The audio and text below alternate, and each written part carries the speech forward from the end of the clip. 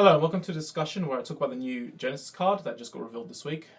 Well, Genesis is more like Cat Sanctuary, so we still haven't gotten any actual new Genesis cards. A lot of the encounter cards that we get, usually what seems to be happening is that the early stuff, there's quite a lot of clan-related cards, but then later on when they get later waves of support, they don't tend to be associated with clans. So even Ezreal had the same thing happen where, and actually it's the same with Pale Moon as well. So they've got some new cards in this set, but they're not actually part of the clan itself, these support cards. Although there is a new Liquid coming out, but I don't think there's anything for Minerva or Maelstrom in this set. Maelstrom actually doesn't have any support cards confirmed yet, I don't think. So to kind of go through this new support card, because already I was actually looking into a list based on the Festival booster, but that may be reviewed again. I'm actually going through it right now. I think up a new list based on it, because it does kind of change the game a bit. To kind of go back a bit, there's a card called Rising Radiance Dragon. And this card, which is basically the cover card of the new Festival booster, is that dragon, Cat Sanctuary Dragon. It has an ability which all the nations have, which is related to the whole, whether it's on your rear guard or if it's in your drop zone, you can remove from the game. And you retrieve a card that you just discarded back to your hand for Energy Blast 3. So it's good in that it's usable not just with the ride lines. So for example, if you look at the cycle cards, right, the ones we had before, like Spiral Cutie Angel, that lot, whenever you want to use the discard ability, you have to do it during your ride phase.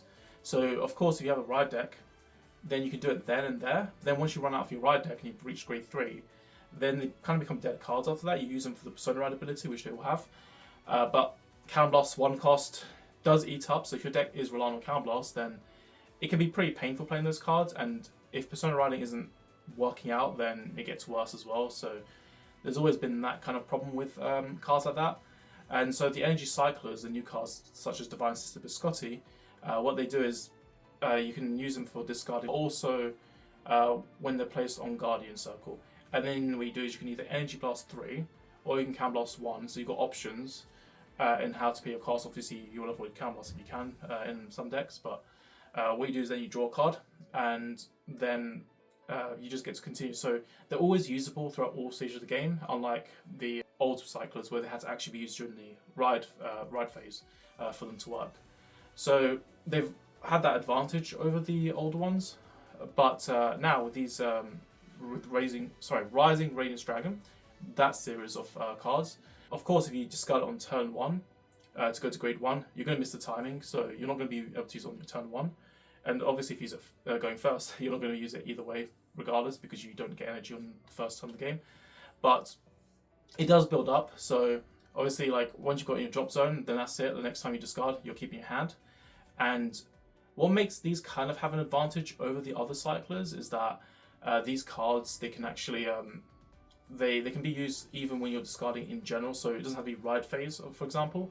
And that can be really useful because when you compare it to the old cyclers, in that because there's more opportunities to use it in some decks, such as Minerva, it has that advantage. But then obviously the energy cyclers, they're usable in Guardian Circles, so they've got that advantage too. But then I think the thing is with Minerva, I was going to use it in the Minerva deck originally because while Minerva does have the discard ability to then be able to add the card back to hand with the Rising Radiance Dragon, there's also the whole idea that the ride line and also the promo, Thassus, both of those can help you find copies of Rising Radiance Dragon. So the thing is that usually when you want to get a card, right, in a lot of cases you want to draw into the card, but Genesis has a way of toolboxing such cards. So Rising Radiance, if you manage to soul charge it in, then it makes it even better because it means you don't just need it in your hand. If you get it in your soul, then that's also good because then you can just use one of your Soul Blast cards to then put it into your drop zone. So I was actually going to play it on the basis of that because it's a target that can go after. But the new card kind of turns your entire soul now into a toolbox almost. So that kind of changes the dynamics a bit, and I'll get to that card soon. The other thing as well about that grade 1 is that it has this other ability. So not only is it usable throughout all stages of the game, it also has the advantage where if you were to call it, although when I tested some hands with it and things and did some simulations with it recently, I tend to always discard it anyway for the ride line, so it doesn't really come up as much. But in theory, if you wanted to, you can call it early game and then use a skill, which I think it does seem like one of the better skills between all the counterparts that I read, but I'm not really as well versed in the other nations as with Keta. But the Ket one is universally usable in like every deck, I think. I mean, it's never a bad skill to use. So what you do is you look at top of your deck and then you put it on the top and bottom. Of course, you have to be on also the same grade or less than your opponent's Vanguard. So you have to actually have gone second generally to be able to use the skill. So if you're going first and you're high rolling them, you can't use that skill. And then it also gains 2k power, which can be helpful because it means then you can actually barge at their grade 2s that have 10k. So it's good against your opponent when they're high rolling against you as well. It's clearly been designed as a going second counter, but it's just as a bonus effect. So quite a good card all around, but to be honest, from testing Minerva, I'm not sure if I'd play 4 copies of that dragon because it did kind of come up where you end up with too many copies of the card. So what would happen is that you're kind of just setting them up in your drop zone, but the game doesn't last long enough for you to actually go through all your copies. So that it does have that downside. So I'm not sure if I'd actually go as far as 4 copies. That's something I would have reviewed. But now that the new grade 2 has been revealed, then that kind of changed things more. So the new grade 2 is Freezing Magic Froros. I don't know how you say its name. Froros, I think it was. So that card, it's treated as a Genesis card. So quite similar to the Pale Moon, Pseudo Pale Moon card and Pseudo Ezel card, or Gold Paladin card, where what you do is if you have the Vanguard of that clan as your Vanguard, then it just becomes treated as a clan. It's actually helpful though in Genesis specifically. I mean, I think it's also helpful maybe in Pale Moon, I'm guessing. But the thing is with cards like this is that when you've got Minerva saying discard a Genesis card from your hand to restand, it helps a lot because one of the problems we have with Thassus and also Rerelim, some of the recent support cards that we've had for Minerva, is that they're not Genesis, so you can't discard them if you drive check into them, which basically makes the deck somewhat less consistent. So like Rerelim, her skill, when you boost with it, you can put the column into your soul and then you add a Genesis card from your drop to hand. It can help you fund your discard cost, but if you don't have it on your field in the first place and instead you get it during your twin drive off of Minerva, you can't use this skill. But that grade 2, unlike the other recent cards that we used to buff up the Minerva deck, this card actually does let you help support the cost of the card. And on top of that, the other skill as well, which is useful, is you Soul Blast 2, which nowadays it's very easy to get that Soul.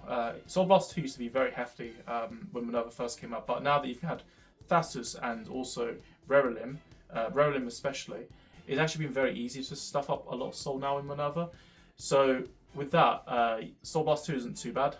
You basically get to also actually help support the conditions, because what it does is, if you want to use a Soul, you can for this next bit, because it goes to the drop zone. So what you do is you go through a drop zone, and then you pick 2 normal units that are not Sentinels, and you basically put one of them into your hand, and one of them into your deck.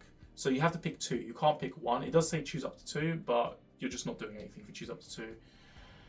And so then it's helpful because it's not a counterblast cost, so you don't have to worry about counterblast management.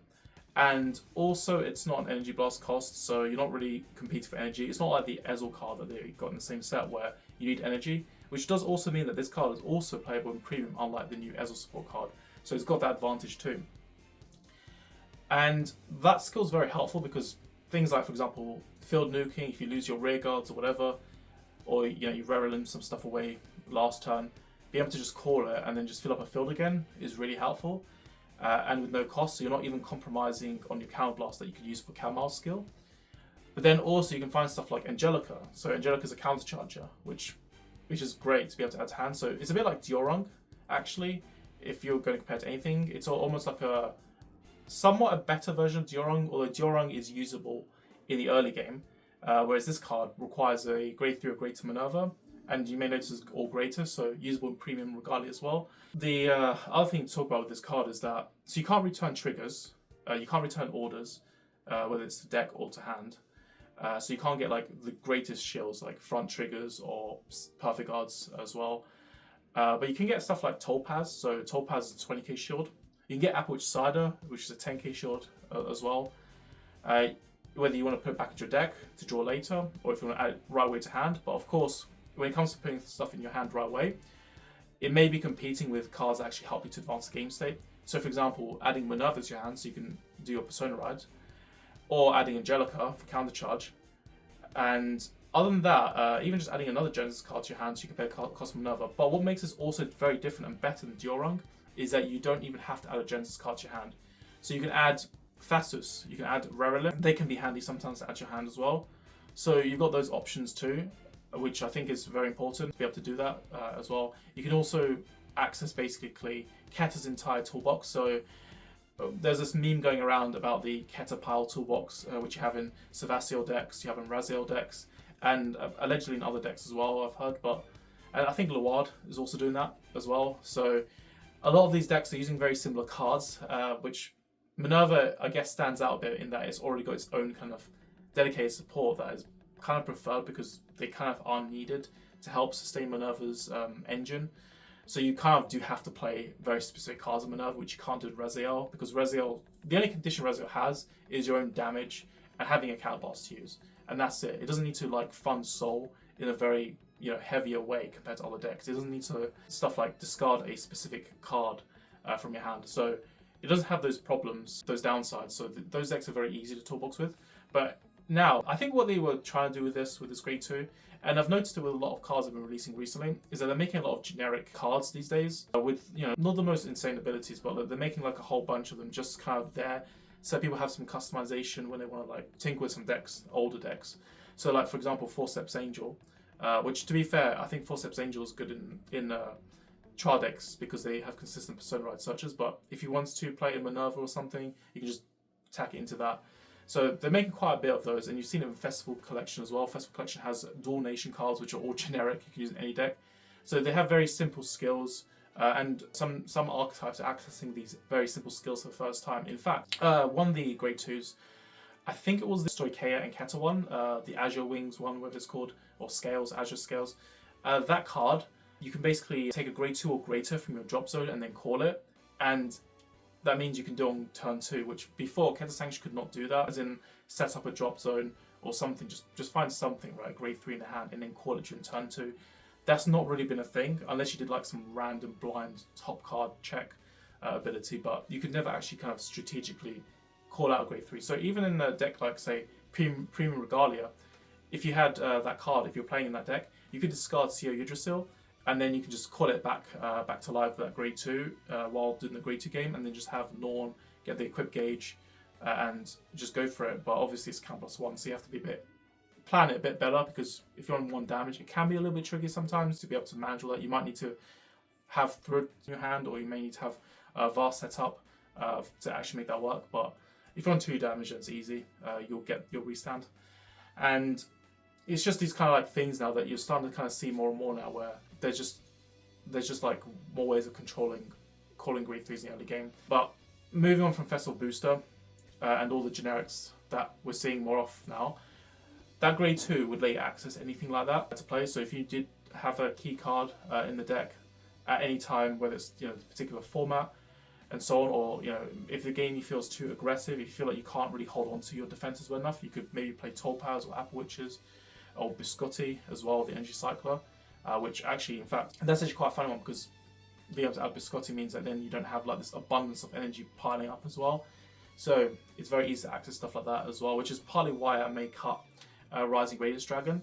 Because while Rising Radiance Dragon, it does make it very easy to always pay Minerva's cost, but I think as well the other problem with Rising Radiance Dragon is that you can't really filter through your deck. So like, it's great that you're not negging, but if you're not cycling through your deck, you're not finding all your good shields, which then means that you're going to die more easily as well. Or you may not even find Persona Ride either, or even just crucial combo pieces. So you'll just be sitting there with, oh cool, I got to keep Kalmar or Melissa in my hand, but those are just 5k shields.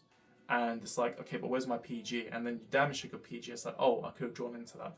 So it's just kind of these sort of things, which is why I'm not like as sold now on the Dragon, because of that new grade 2, which I think is now taken away like one of the advantages of playing the Dragon, which is the whole soul charging it into it with the ride line and Thassus, which no other deck could really do, and kind of be able to kind of capitalize on that. But when you've now got this grade 2 that can toolbox your soul, because it has Soul Blast 2, and then use your drop zone to then fish out cards, it does make it less of a optimal soul charge target compared to before as well. And the fact that even Thassus now, cards like Thassus can also be considered decent soul chargers, or Rerelim as well when you're doing a ride line. Like literally now, any card, except for Sentinels and Triggers, are good soul charge targets. It used to be that Genesis cards were good soul charge targets because of Rerelim, and I guess Diorung if you want to play Diorung. But now any card, any normal unit that has no Sentinel is a good target to soul charge with the ride line. So it's becoming a lot better. The other thing as well is that you can also return a card to deck. So being able to return one also means that you prevent deck out, which can come in handy as well.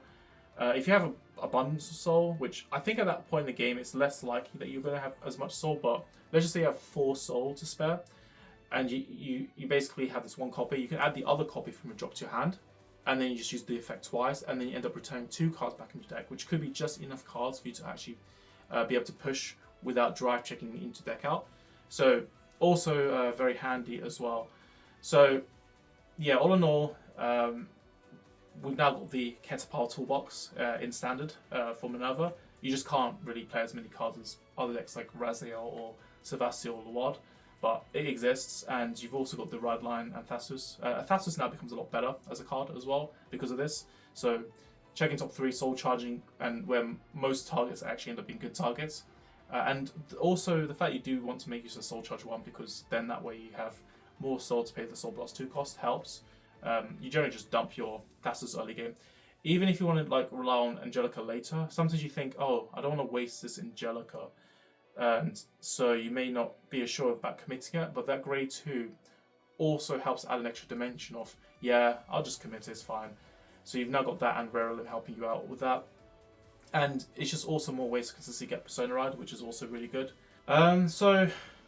Really helpful support card.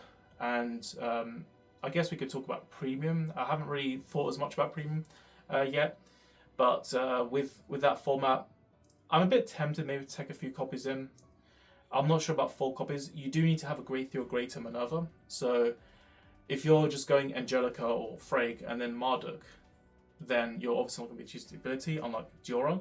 But the fact you don't have to discard is a very big deal, I think, because that makes the card so much more playable, and you're not doing this whole like net zero thing. So one thing I do really like is that the G guard for Genesis, the one that does -2 crit, it kind of suctions up all these cards into your soul.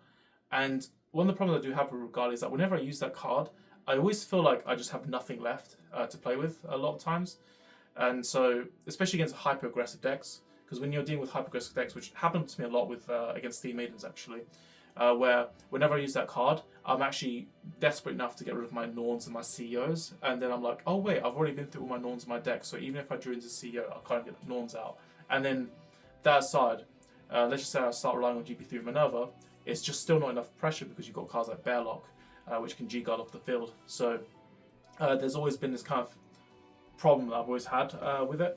But I think that kind of helps because you're not discarding anything. So then your card economy maintains the same. If you want to just pull it to the back row and call some other unit in front of it, you can also do that and then just use it as fodder for the G-guard. Obviously, if you did that, it does clash with a promo. So the new promo that I've used in a recent event, which there's a deck profile off not that many videos ago. This deck I played the V series promo, which basically you have to boost it. And of course, if you're grade 2, if you don't give it a equip gauge, then you won't be able to boost. But luckily, Yggdrasil can give boost to it, so you could go down that direction still, but it just help you to also return crits to deck. And it's also helpful the new grade 2 improvement because one problem that I have run into at times is regarding Fate Norns. So sometimes you may find, oh wait, I've soul charged all my Norns. The fact you can soul blast Norns, after that follow up with returning the Norn to your deck and then use CO Yggdrasil, maybe just revive CO into your hand with the grade 2. And then just call it, and then you just call back your Norn from the deck, and now you're back from the brink and you're able to play the game again. So it's got that advantage. Obviously, you have to, either you play D Minerva, which no one's doing, Limit Break Minerva you can play as well. Something about that I can get to in a bit as well. Or you play the Stride, so Stride Minerva, which is quite a common play at the moment. So I'm not sure if that's going to change anytime soon. Minerva GB3 is one of the most well-aged strides from the G era that people still play more often. So it's done very well for itself, and now with CO Yggdrasil as well, it's very unlikely they're going to make a stride that rivals Minerva because obviously you don't want to break the game, so because that puts Regalia way too ahead. Obviously, Jag Dragon is quite good as well with Regalia, so there is still that option. But Minerva, I think, is generally like just always almost the best strat to go into, almost.